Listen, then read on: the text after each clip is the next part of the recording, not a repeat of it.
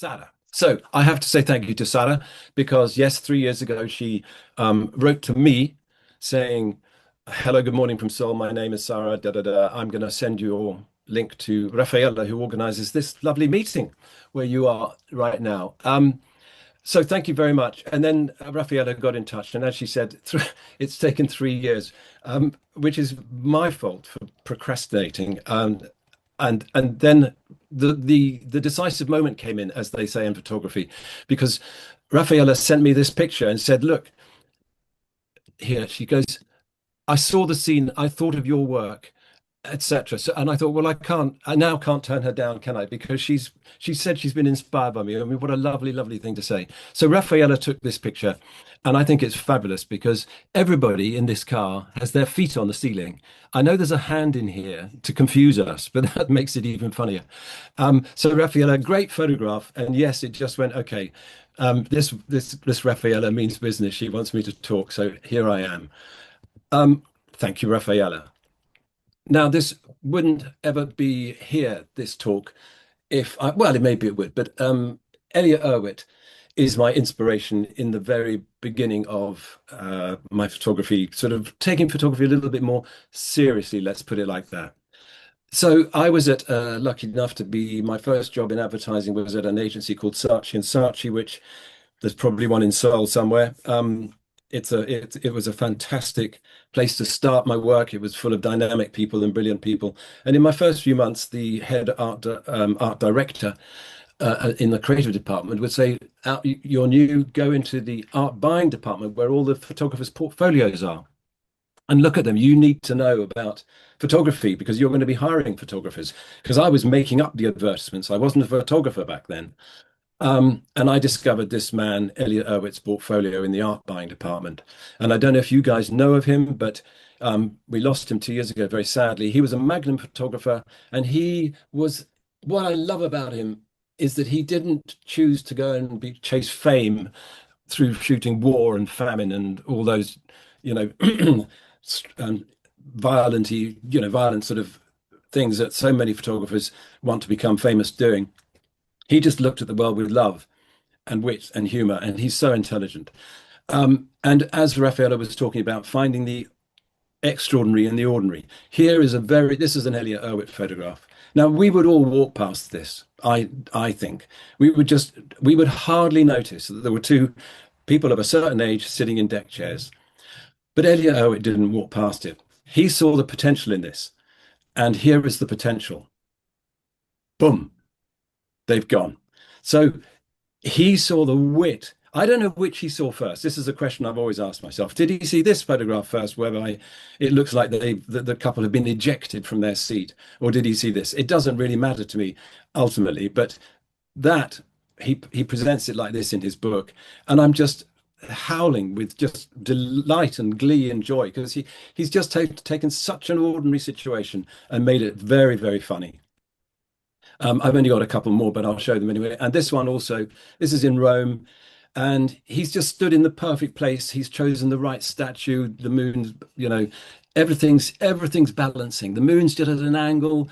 This leg's sort of wobbly. This arm, everything's just beautiful about it, and it just made me smile so much. And then this one is in the museum, and he's chosen his moment perfectly. This man is any further away, we know the arrow wouldn't reach him. If this man is in the doorway here, we know the arrow is going to go over his head. But Erwitt has chosen that moment. So our minds just go, oh, he's going to get an arrow in the back. So there we are. And that just seeing this made me check out all the other, what they were called reportage photographers back then. They call them street photographers now. And I just thought I've got to join in.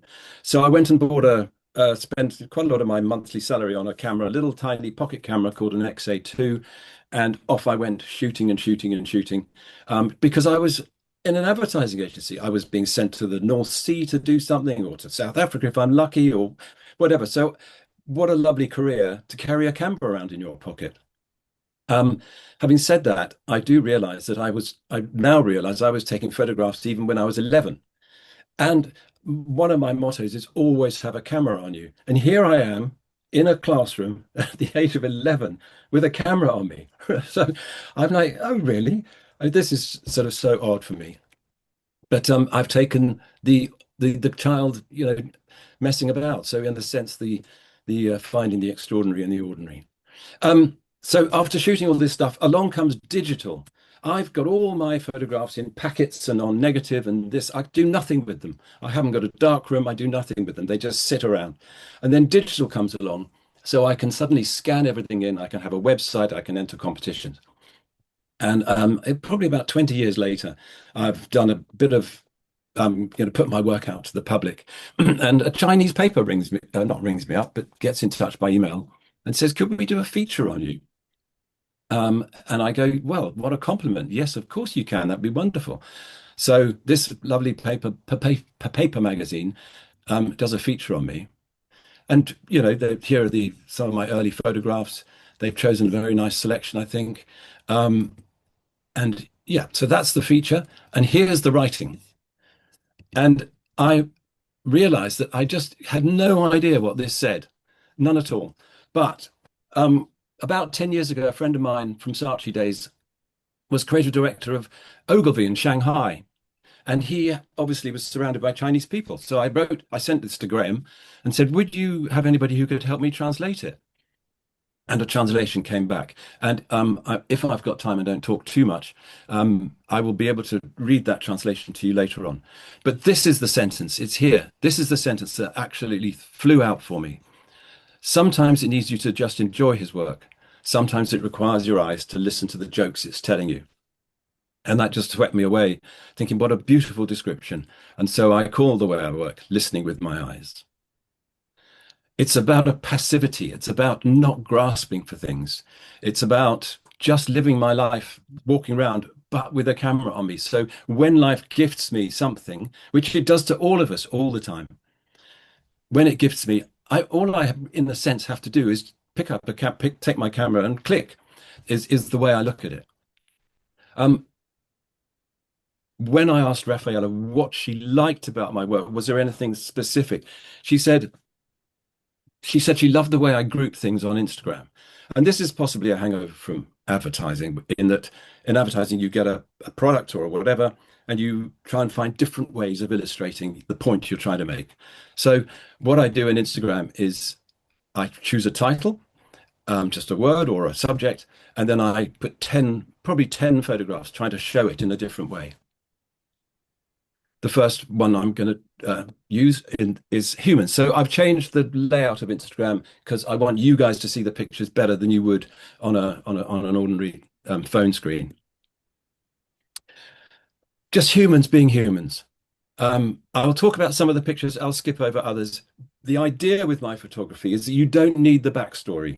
You just see it and something will click for you, I hope.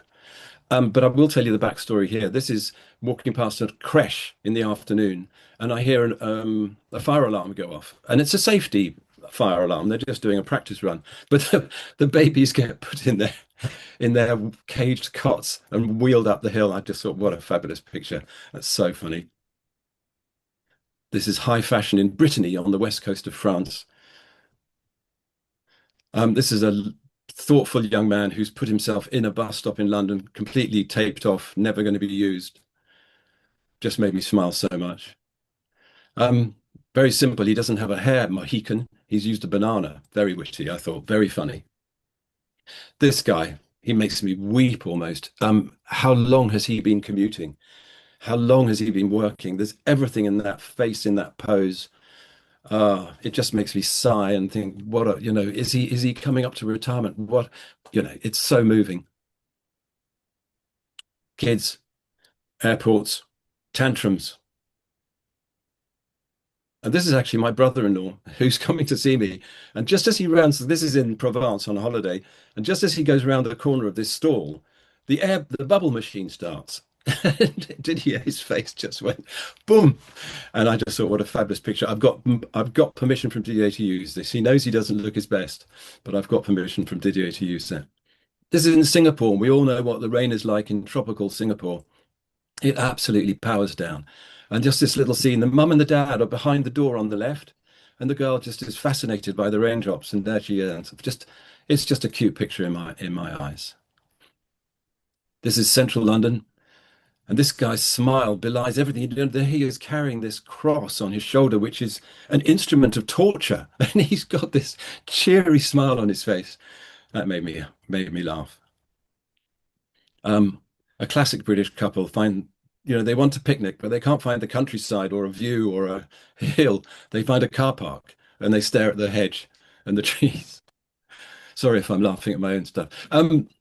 And then the British Museum, and this man's so human. He's so British, I think, and English. And there's the Elgin marbles on the wall, and he's got his notes, and the pose of the back is so straight, and everything's so proper.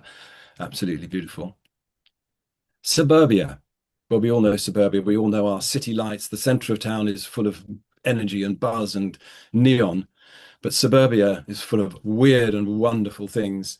So I'm driving past this hut and this hedge, and I literally find the car stops itself because it's telling me, Alan, get out and take a photograph. So get out and take a photograph, and it's just wow, humans, suburbia, what wonders they can create. And then at a traffic lights, I look left and I see this family, two kids and a mum, all with lollipops. I just think it captures something about us and society and suburbia and da, da. And here's a man who's been shopping and can't carry the football anymore because his hands are too full of shopping bags. So he puts it, the pregnant man. Saatchi's did an advert called The Pregnant Man once. Um, Quiet suburbia, two towels, beautiful colours, and a door making up the composition in the back. Just a quiet photograph, but I find it very pleasing. And a holiday house, good old-fashioned English holiday house. Flowers against flowers. It's very suburban. And there's a town north of Liverpool called Southport. And funnily enough, so many of the lampposts, I've almost got a whole project on this. Oh, so many of the lampposts grow through the hedges. That made me smile. And then this is in Manchester, and a friend we lived next door to a Polish man and asked if we could, he invited us into the house to have a look around. And this just blew me away because there are one, two, three, four, five flower patterns all in one photograph. Um, just, it's just wondrous in my eyes. Quirky, odd, suburban. And net curtains are so suburban as well, aren't they? I mean, really, you can't go anywhere without net curtains. Nowhere in the world, I would think, without net curtains. But here we are with someone's lovely flower arrangement behind it, glowing through. So pretty. This is actually my mum being suburban. She's forever looking for things. She's always lost something. She's forever looking for things. And so here she is in the garden shed looking for stuff. But yeah. And just walking along a pavement near my house, someone's left Henry the vacuum cleaner on the pavement.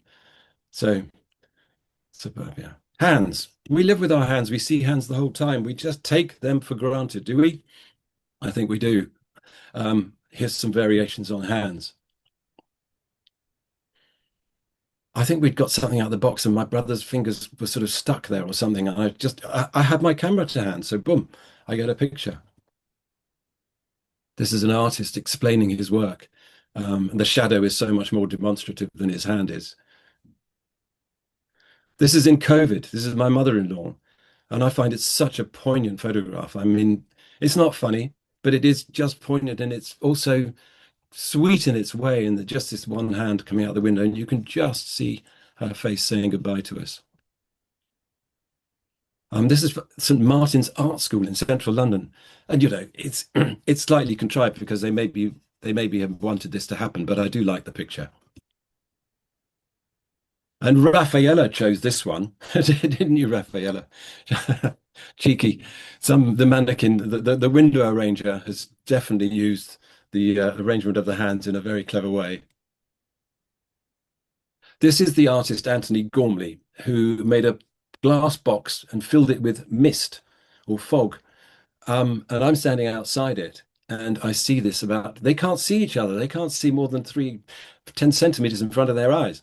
So something's going to collide. And I'm standing there, and funnily enough, on the left is a sign saying no photography, and on my right is Anthony Gormley himself. So I'm not meant to take this photograph, but I just let the camera hang around my neck to my tummy and just clicked. And I love this woman's hand here. I think it's perfect. So yeah.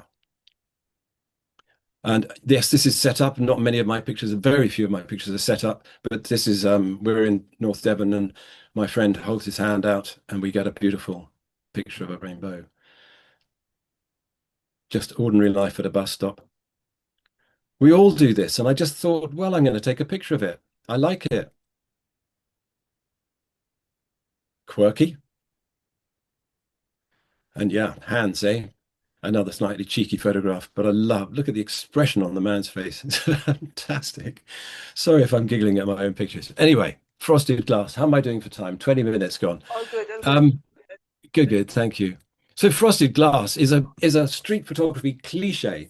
In other words, I try and avoid all cliches. I try and avoid the black shadows. I try and avoid, oh, posters with people. Oh, just stuff. If you look at street photography these days on Instagram, so much of it looks the same and is like each other. And frosted glass falls into that category, but I have a soft spot for frosted glass because I think it just takes the edge off the world as we become to see it as, ordinary and gives it a magical edge. So I have a series of frosted glass pictures, which I hope are slightly different to the way other people are doing it. That's very old-fashioned frosted glass, that, and I love it with that. Especially, I'm so lucky that the person had this um, black collar on. That is Tate Modern, and the softness of the chairs. We know they're chairs, but how soft they are. Just a simple bus stop makes a beautiful composition. And this isn't quite frosted glass, but it's plastic, and it's in Brittany and in west coast of France. I just thought, wow, that's so interesting, so lovely the way the silhouette has hit this plastic and we've got a double image of the couple. It's a sunset without being a cliche. Yay. And then this really made me laugh because there's the fine art on the wall and it's permanently covered by by frosted glass. You can't see the fine art at all. And so in a sense, for me, this is now a fine art photograph because I'm showing the madness, what's the word? Quirkiness of humanity. This is during COVID when our pub decided to put up these screens, so that we were all sitting separately. I just loved it. He came in with giving a drink to his friend, and there he is, distorted by the glass.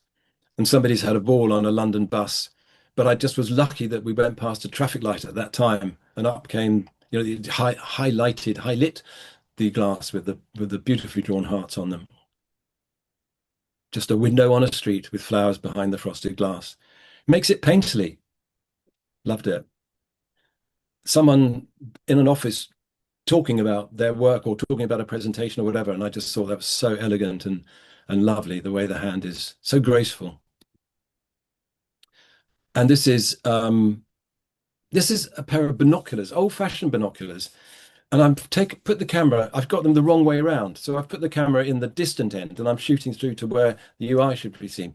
But so it's not quite frosted glass, but it's out of focus. And it's just what a lovely composition that is. And that's not me claiming it. That's just the way it came out. But I will do things like put a camera in completely the wrong place in order to see what happens.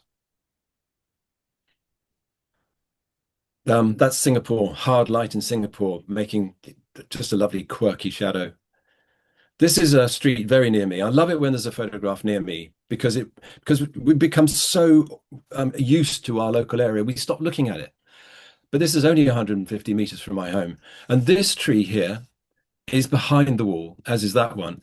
But this lampshade, when the sun hits it at a certain angle, it makes it look like the lampshade is the trunk. So that made me smile a lot, and I look at it every time. Although the hotel owner has now cut this tree down, so that no longer exists. You must take the photograph when you can. This is Malta Valletta up on a terrace up there.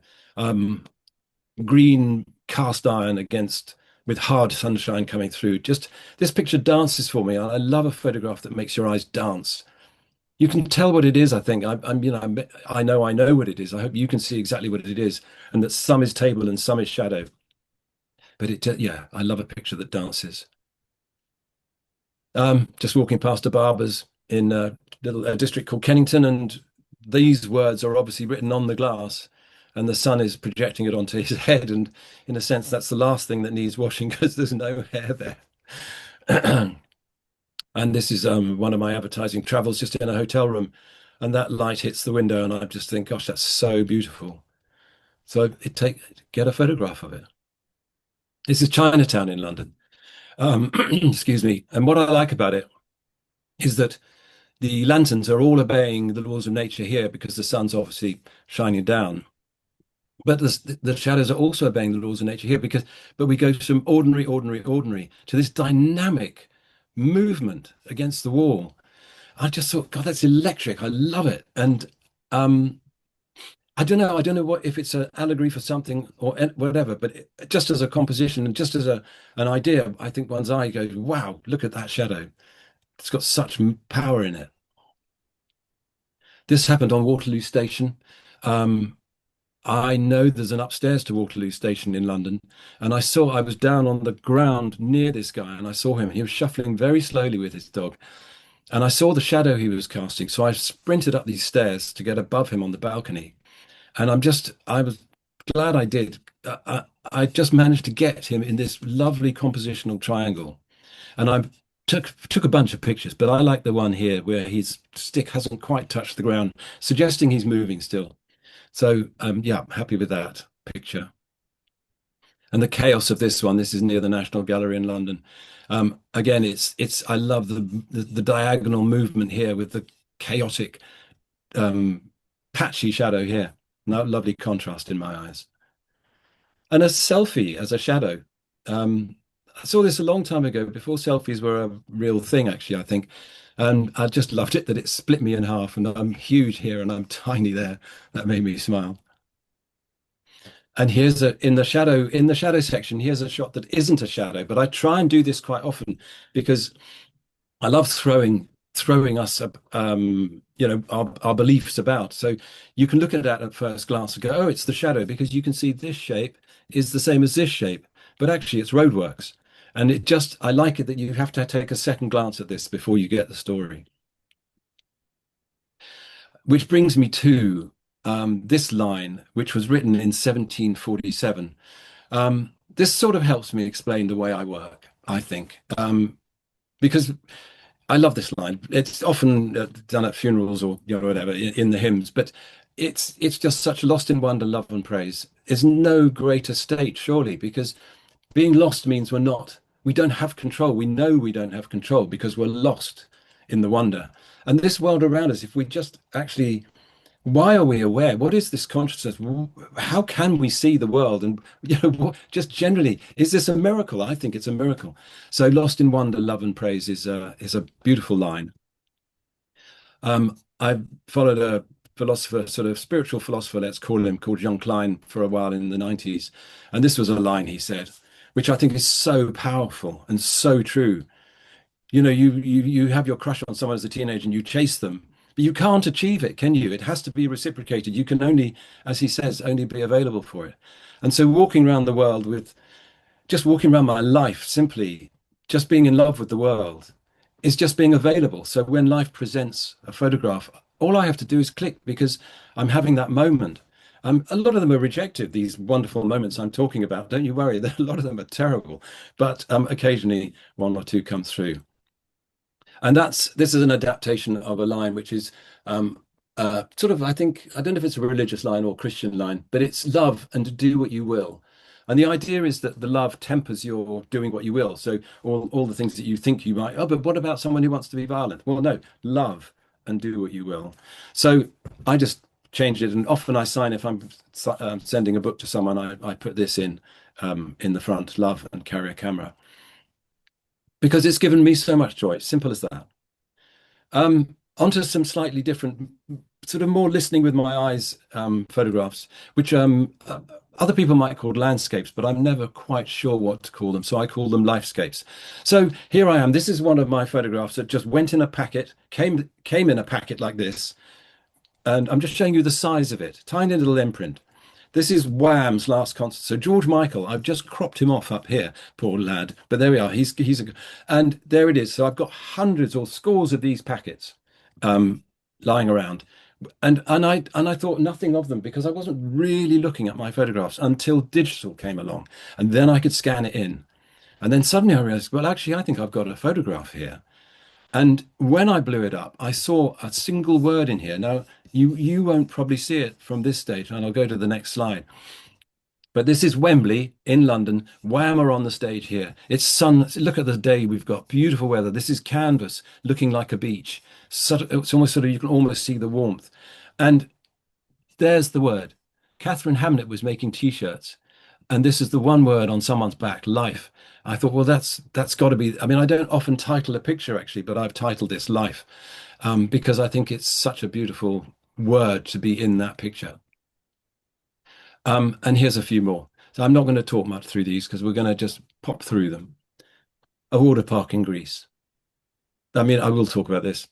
We had my boss at Saatchi's had this thing going, just brilliant. He would have loved the person who art directed this theme park and went, no, we're only having green, we're only having green rings. Don't give me any of those colors.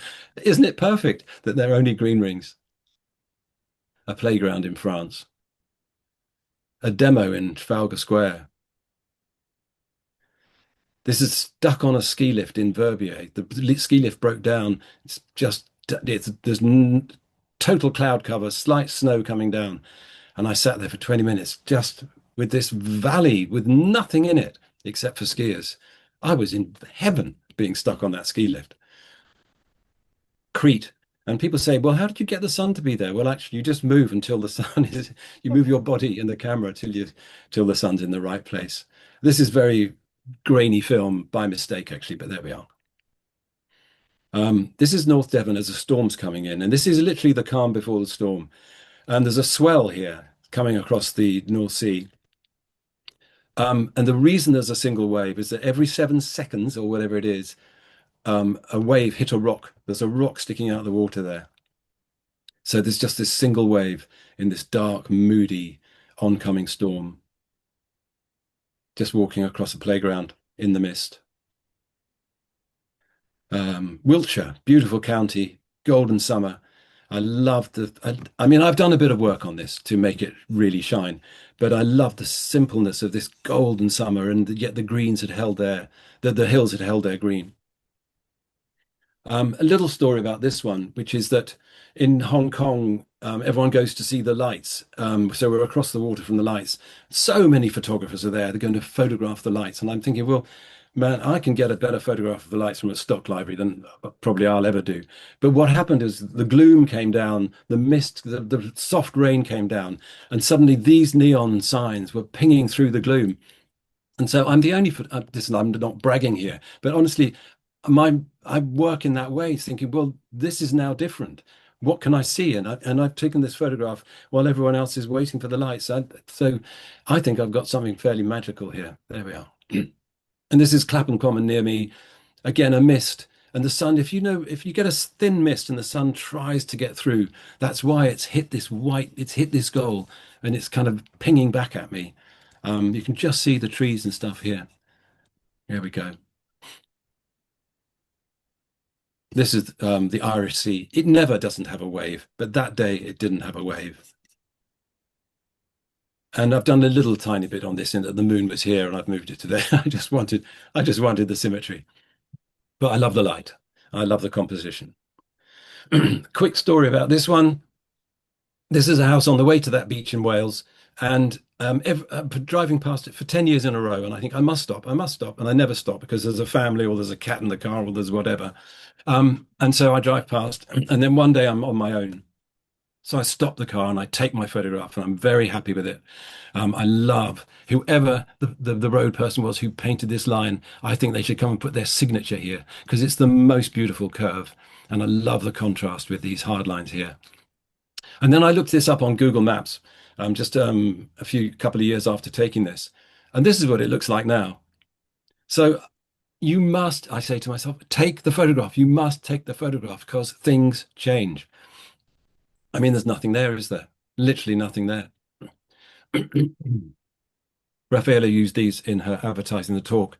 This is this photograph and the outtakes. So I went in there one evening to buy some fish and chips because I'd come out from a drink in Soho or whatever. And I saw all these people being reflected in this glass. And I thought, well, it's too busy now. I'll come back tomorrow afternoon. And I asked these guys if I could stand in the corner, and they sort of looked at me like, you what? Yes, okay, sure you can. And I thought, well, I knew I was going to get these reflections, but I got one-on-one, as you can see. And then I'm a great believer in the unknown, as you'll probably hear from my talk. And then the unknown happened, which is the thing I had not thought about, is that schools broke up. And suddenly I was getting groups of kids coming in and pairs of people. And these girls came in and they obviously knew these guys because chatting away and getting their chips. And I love it that he's so, no one, it's just real life happening. Anyway, I went up to them after and said, look, I've taken a picture of you. I'll buy your chips for you. And they were very happy with all that. A few more street photography sort of things. This is the Hay on Wye Literary Festival, reading books with a great view of the landscape behind. This is the coal fire in our living room reflected on my son's hair when he's outside. My wife spotted this, said that animal's got that sheepskin's got legs. And then I realized that putting the shop name in the picture made it. Um, Coming out from a dark studio, you come out from the dark to the bright sunlight. That's what happened to my eyes. And luckily my negative film has done the same. And Mr. Softy, well, again, very grainy film, sadly, but that's all I had. Um, it's a hot day. His van has broken down. If you can see, this bonnet is up. The name is Mr. Softy, and he is Mr. Softy. I sell a lot of this picture. People love it. Quirky, quirky. What was the man doing on Clapham Junction Station with an eyeball in his hands? This is called welly wanging. It's an English tradition. And I was round this side at the village fete watching all this happening, but it wasn't that interesting, funnily enough. It's only when I came to the other side of the hedge and looked across, I realized that an Wellington in midair was truly weird and quirky. And then I left. I'd been queuing 10 minutes in my supermarket and I saw this in the neighboring aisle. So I left the queue because you have to, don't you? When life presents you with such a beautiful accident as that, speaks for itself. Again, Raffaella featured this. This is four ordinary white vans. I mean, white vans are the most ordinary thing. So I was thinking nothing of it until they grew ahead of me, and I realized that it could have had no other name that would have made sense. The echo, echo, echo, echo, and the light is beautiful, and I'm so happy with that picture. Um, this is pretty much near the end, so thank you very much. We got 38 minutes I've done. I'm going to just read you this. So I Yes, showed you please this read it. writing at the beginning, Yes. and we got it. And as I said, my friend's assistant Eno translated it. Um, and this was written in 2008, and here we are, 26. But if I read this, it's as if this person, the person who wrote the paper magazine article, knew what I was like. So if you can just bear with me, I'll read it to you because I'm really grateful for it because I really feel it kind of captures how I work. You only have to, I'm missing out this bio bit. You only have to appreciate his works with heart. If you look closely at each photo, you will find it with a quite serious vibe, but it also brings you a sense of humor and makes you laugh. It seems to prevent us taking this world too seriously, or it's teaching us how to view the reality in a special way. Alan Burles' style is ranging widely, with no particular color preference. Any level of color saturation or brightness can be seen. There's the colorful pool, pale landscape, bright prairie, as well as bizarre images. Sometimes it needs you to just enjoy it. Sometimes it requires your eyes to listen to the jokes it's telling you. It's so hard to imagine what's on his face when he clicks the shutter, standing behind the lens with a playful mind. Nevertheless, though we use low profile to describe this photographer who doesn't like being introduced, you can actually see his works in many online galleries or albums.